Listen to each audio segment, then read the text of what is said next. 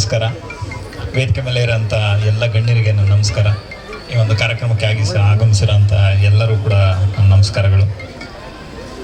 ಅಯೋಗ್ಯ to ಅಯೋಗ್ಯೆಯಿಂದ ಶುರುವಾದಂಥ ಒಂದು journey ಭಾಳ ಖುಷಿ ಅನಿಸುತ್ತೆ. ಇದೊಂದು ತೀರಾ ಆತ್ಮೀಯ ಚಿತ್ರತಂಡ. ನಾನು ಪ್ರೀತಿಯಿಂದ ಸತೀಶಣ್ಣ ಅಂತಲೇ ಕರೆಯೋದು. ಆ್ಯಂಡ್ ರಚಿತಾರಾಮ್ ಮೇಡಮ್ ಭರ್ಜರಿನಲ್ಲಿ ಕೆಲಸ ಮಾಡಿದ್ವಿ. ಅಯೋಗ್ಯ ಸಿನಿಮಾ ಶುರುವಾದಂಥ ಜರ್ನಿ ನೆನೆಸ್ಕೊತಾ ಇದ್ದೆ ಹೆಂಗೆ ಸ್ಟಾರ್ಟ್ ಆಯ್ತಂತ. ಅಂದರೆ ಕೆಲವೊಂದು ಸಿನಿಮಾಗಳು ಮನಸ್ಸಲ್ಲಿ ಯಾವಾಗಲೂ ಉಳಿದು ಬಿಡ್ತವೆ, ಆ ಜರ್ನಿಗಳು ಉಳಿದು ಬಿಡ್ತವೆ. ಒಂದು ಆತ್ಮೀಯ ಚಿತ್ರತಂಡದ ಜೊತೆ ಕೆಲಸ ಮಾಡಿದಾಗ ಮನಸ್ಸಿಗೆ ತೃಪ್ತಿ ಕೊಡುತ್ತೆ. ಸೊ ಆ ಥರದ ಒಂದು ಚಿತ್ರತಂಡ. ಮುನೇಗೌಡರು ಸರ್ ನಿರ್ಮಾಪಕರಾಗಿದ್ದಾರೆ ಅಯೋಗ್ಯ 2ಗೆ. ಆ್ಯಂಡ್ ಅಲ್ಲಿದ್ದಂಥ ಒಂದು ಆ ಕತೆ ಏನಿದೆ ಅದರ ಒಂದು ಕಂಟಿನ್ಯೂಷನ್, ಒಂದು ಸಿಕ್ವೆಲ್ ಅಂತಲೇ ಅನ್ಬೋದು. ಆ್ಯಂಡ್ ಮಾಸಿ ಸರ್ ನನ್ನ ಫೇವ್ರೆಟ್ ರೈಟರು. ನಾನು ಹೇಳ್ತಾ ಇರ್ತೀನಿ, ಅಣ್ಣ ಜಾಸ್ತಿ ಸಿನಿಮಾಗಳು ಬರೀರಿ ಅಂತ. ಯಾಕಂತಂದರೆ ಈಗ ಅವರೊಂಥರ ಕನ್ನಡಕ್ಕೆ ಆಸ್ತಿ ಆಗ್ಬಿಟ್ಟಿದ್ದಾರೆ, ಎಸ್ಪೆಷಲಿ ಡೈರೆಕ್ಟರ್ಸ್ಗಳಿಗೆ.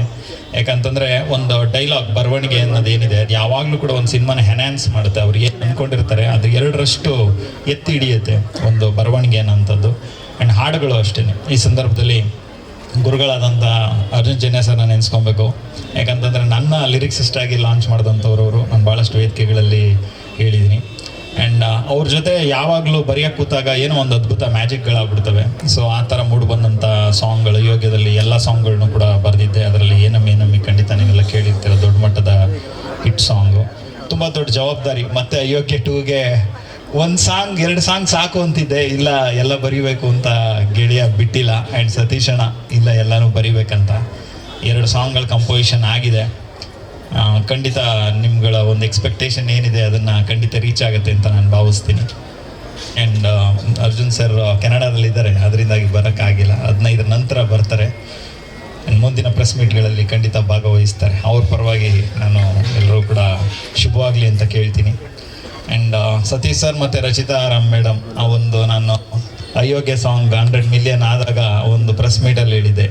ಅಂದರೆ ಆ ಪೇರೆ ಹಂಗಿದೆ, ಎಷ್ಟೆಲ್ಲ ನೋಡಿದ್ರು ಸಾಂಗ್ ನೋಡ್ಬೇಕಂತ ಅನಿಸುತ್ತೆ. ಸೊ ಅಷ್ಟು ಮುದ್ದಾಗಿ ಆ ಒಂದು ಪಾತ್ರಗಳಿಗೆ ಜೀವ ತುಂಬಿದ್ರು.